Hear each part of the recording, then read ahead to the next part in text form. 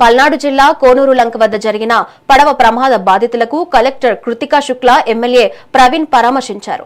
మృతుల కుటుంబాలకు ప్రభుత్వం అండగా ఉంటుందని భరోసా ఇచ్చారు. ఒక్కో కుటుంబానికి 5 లక్షల చొప్పున ఎక్స్గ్రేషియా ప్రకటించారు. అధికారుల ద్వారా ప్రమాద వివరాలను అడిగి తెలుసుకుని తక్షణ సహాయ సహకారాలు అందించాలని ఆదేశించారు. మృతుల కుటుంబాలకు ఎమ్మెల్యే ప్రవీణ్, ఎంపీ శ్రీకృష్ణదేవరాయలు ప్రగాఢ సానుభూతి తెలిపారు. భవిష్యత్తులో ఇలాంటి విషాదకర ఘటనలు పునరావృతం కాకుండా తగిన జాగ్రత్తలు తీసుకోవాలని అధికారులకు సూచించారు.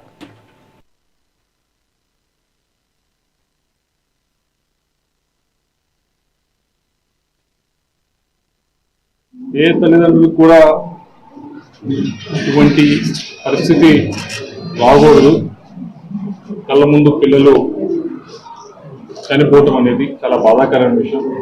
అలా తల్లిని చూస్తూ ఉంటే బాధపడుతూ ఉంటే చాలా విషాదకరమైన విషయం. చాలాసార్లు చెప్తా ఉన్నాము, నీళ్ళ దగ్గరికి వెళ్ళేటప్పుడు జాగ్రత్తగా ఉండాలి అని చెప్పి. ఈరోజు కూడా మీరు చూస్తుంటే పాపికొండల దగ్గర ఏదైతే బోట్స్ ఉన్నాయో వాటన్నింటినీ కూడా ముఖ్యమంత్రి గారు చెప్పడం జరిగింది. వాటన్నింటినీ పక్కన పెట్టండి, పొద్దునే శిక్షణ ఇవ్వడం జరిగింది, పెట్టి మొత్తం తనిఖీ చేసి మళ్ళీ పర్మిషన్స్ ఇవ్వమని చెప్పి. ఎందుకంటే అక్కడ ఎక్కువ టూరిస్ట్ వెళ్తారని. అయితే అచ్చంపేటలో కోనూరు విలేజ్ లో మనం ఎప్పుడు కూడా చూడండి, బోట్లు ఎక్కడం, ఎక్కి నది దాటడం అనేది ఎప్పుడు మనకి చూడనిది.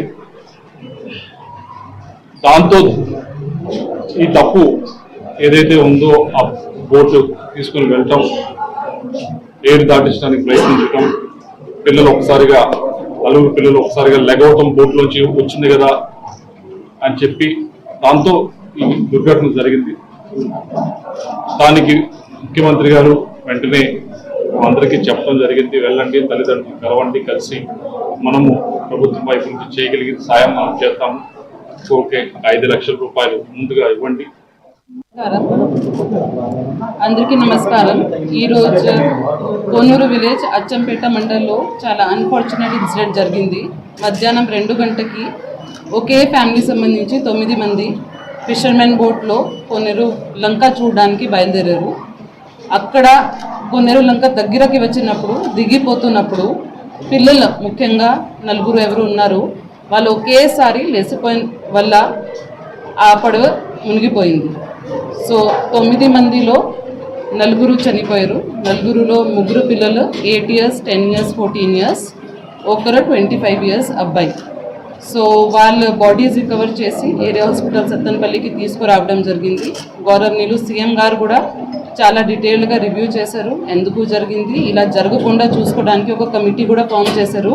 రెవెన్యూ, పోలీస్ మరియు ఇరిగేషన్ డిపార్ట్మెంట్ ఆఫీషియల్స్తో ఈ బోట్స్ ఎలా నడుస్తున్నాయి, అది మెకనైజ్ బోట్ కూడా కాదు, సింపుల్ ఫిషర్మెన్ బోట్, దాంట్లో వాళ్ళు వెళ్ళడం ఏంటి, దాన్ని జరగకుండా ఇంకా ఆ కృష్ణా నది బార్డర్లో మొత్తం ఏమేమి యాక్షన్ తీసుకోవాలి, రికమెండేషన్స్ ఇవ్వాలి 2 weeksలో చెప్పడం జరిగింది. దీంతో పాటు బాధితుల కుటుంబాలకి 5 lakhs ఎక్స్గ్రేషియా పర్ పర్సన్ కూడా ఇవ్వడం జరిగింది.